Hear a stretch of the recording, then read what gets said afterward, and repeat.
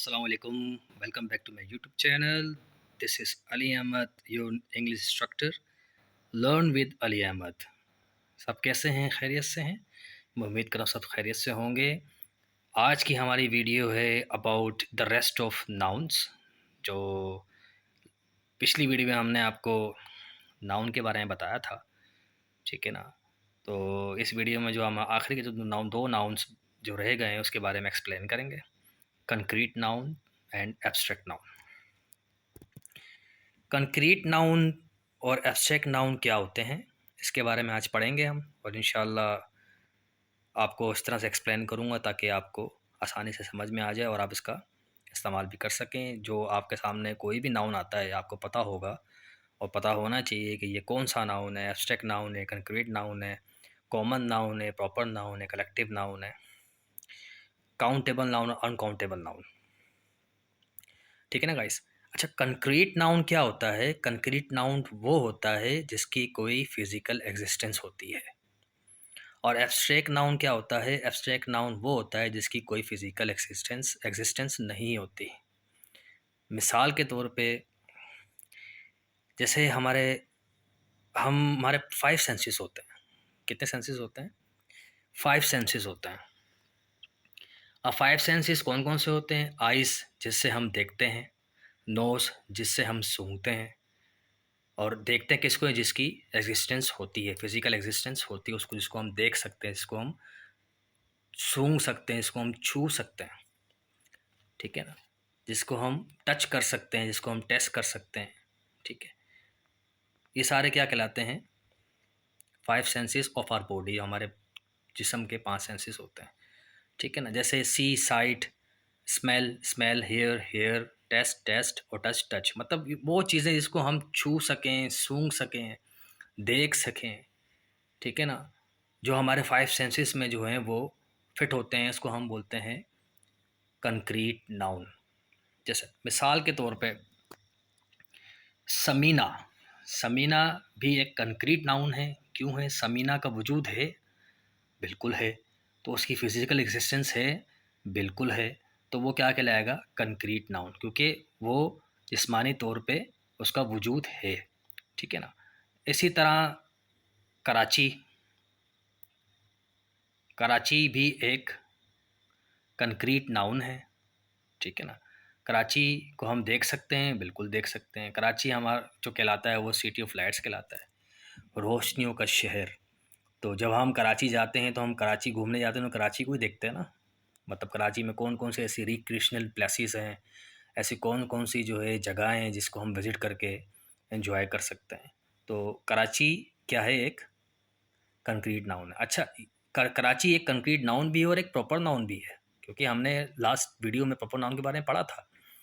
Proper noun वो होता है जो एक ख़ास चीज़, जगह या शख्स के नाम को प्रॉपर नाउन कहते हैं। कराची के अलावा कोई और कराची नहीं, कराची एक ही है। जो कराची जब एक ही है तो वो क्या है? वो पर्टिकुलर है, वो एक स्पेसिफिक प्लेस है, ठीक है ना। तो ये कंक्रीट नाउन भी है और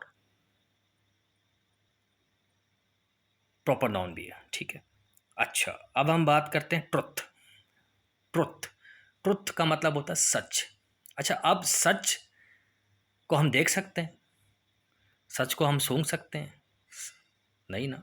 तो जब कोई चीज़ नहीं देख सकते, सूंघ नहीं सकते, इसकी फिजिकल एक्सिस्टेंस नहीं हो, तो वो कहलाता है एब्स्ट्रैक्ट नाउन। Abstract noun. इसी तरह ग्रीफ भी एक एब्स्ट्रैक्ट नाउन है, क्योंकि ग्रीफ जो है उसको बोलते हैं गम। ग्रीफ का मतलब होता है गम, ठीक है ना। तो गम हम महसूस कर सकते हैं, देख नहीं सकते। इसकी कोई फिजिकल एक्सिस्टेंस नहीं है। गम किसी चीज़ को तो नहीं बोलते, कोई चीज़ मौजूद है जिसको हम देख रहे हैं, छू सकते हैं, गम को नहीं छू सकते, उसको सिर्फ हम महसूस करते हैं। तो ये फीलिंग इमोशन का नाम है। तो ग्रीफ क्या हुआ?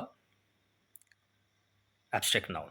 टीयर्स, जिसको हम आंसू कहते हैं, उसको भी हम देख सकते हैं, उसकी भी एक फिजिकल एग्जिस्टेंस होती है, उसका भी वजूद होता है। जब आंखों से आंसू गिरते हैं हम देख सकते हैं, तो ये क्या कहलाएगा? अपना कंक्रीट नाउन। केक भी देख सकते हैं। मैथमेटिक्स एक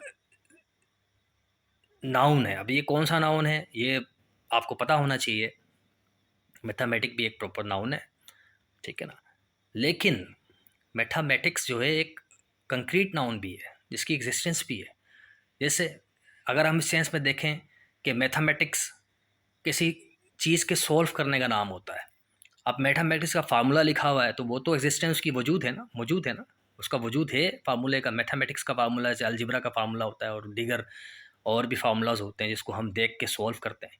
तो मैथमेटिक्स भी जो एक फिजिक अपना कंक्रीट नाउन है और ये एक एब्स्ट्रैक्ट नाउन भी कहलाता है। एब्स्ट्रैक्ट नाउन कैसे कहलाता है? क्योंकि अगर हम उसको एक एज अ फील्ड देखें, उसने मास्टर्स किया है मैथमेटिक्स में, उसने मास्टर्स एमबीए किया हुआ है मैथमेटिक्स के अंदर, तो मैथमेटिक्स एज अ फील्ड जो है ना वो उस सूरत में अब एज अ फील्ड को तो आप नहीं देख सकते ना, फील्ड को कहाँ देख सकते हैं। तो एज अ फील्ड जब आएगा मैथमेटिक्स तो उस वक्त एब्स्ट्रैक्ट नाउन कहलाएगा। ठीक है ना गाइस। ऑनेस्टी, ऑनेस्टी भी एक एब्स्ट्रैक्ट नाउन है। ऑनेस्टी का मतलब होता है ईमानदारी। ईमानदारी को हम देख नहीं सकते, हाँ महसूस कर सकते हैं। तो ईमानदारी का वजूद नहीं है लेकिन हम उसको महसूस कर सकते हैं। तो जिसका वजूद ना हो तो वो क्या कहलाता है? Abstract noun. इसी तरह मंडे, ये भी एक दिन का नाम है। तो मंडे को भी जो है हम देख नहीं सकते, लेकिन ये है कि वो एक उसका वजूद नहीं है लेकिन वो इसको हम महसूस करते हैं, उसको हम जो है उसकी एक इमोशन में आ सकता है, उसको महसूस कर सकते हैं, तो वो एब्स्ट्रैक्ट नाउन कहलाएगा। ठीक है ना। चाइल्डहुड भी इसी तरह बचपन बचपन बचपन जो गुजरा है, उसने जो एक्टिविटीज़ की हैं उसको हम देख सकते हैं, लेकिन जो बचपन है बाखुद एक वर्ड है, लेकिन वो बचपन का वजूद नज़र नहीं आता, वजूद नहीं है उसका, तो वो क्या कहलाएगा? Abstract noun. मैं उम्मीद करता हूँ कंक्रीट नाउन, एब्स्ट्रैक्ट नाउन आपको समझ में आ गए होंगे। कंक्रीट नाउन वो नाउन होते हैं जिसकी फिजिकल एग्जिस्टेंस होती है, जो जिस्मानी तौर पे वजूद में होते हैं, जिसको हम देख सकते हैं, सूंघ सकते हैं, छू सकते हैं। और एब्स्ट्रैक्ट नाउन वो होते हैं जिसकी कोई फिजिकल एग्जिस्टेंस नहीं होती। अब बात करते हैं नीचे, यहाँ मैंने लिखा हुआ सब्जेक्ट। सब्जेक्ट आपको सबको पता है सब्जेक्ट क्या होता है।